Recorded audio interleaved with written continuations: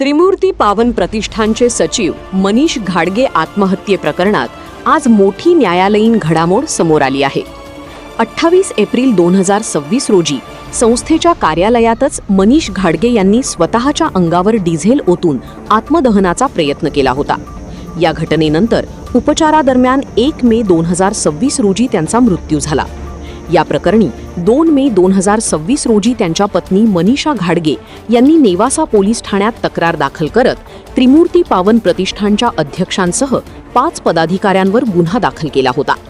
दरम्यान आज दिनांक 6 मे 2026 रोजी हे प्रकरण माननीय जिल्हा व सत्र न्यायालय नेवासा यांच्यासमोर युक्तिवादासाठी आले. फिर्यादी मनीषा घाडगे यांच्या बाजूने ॲडव्होकेट संजय कोतकर यांनी बाजू मांडली, तर सोपान काळे आणि इतर 5 जणांच्या बाजूने ॲडव्होकेट प्रशांत वखारे यांनी न्यायालयासमोर युक्तिवाद सादर केला. दोन्ही बाजूंचे म्हणणे ऐकल्यानंतर माननीय न्यायालयाने सोपान काळे आणि इतर 5 जणांना तात्पुरता जामीन मंजूर केला आहे. हा जामीन 8 मे 2026 पर्यंत वैध असून पुढील सुनावणीही याच दिवशी होणार आहे. या प्रकरणाकडे संपूर्ण जिल्ह्याचे लक्ष लागले असून पुढील सुनावणीकडे सर्वांचे लक्ष लागले आहे.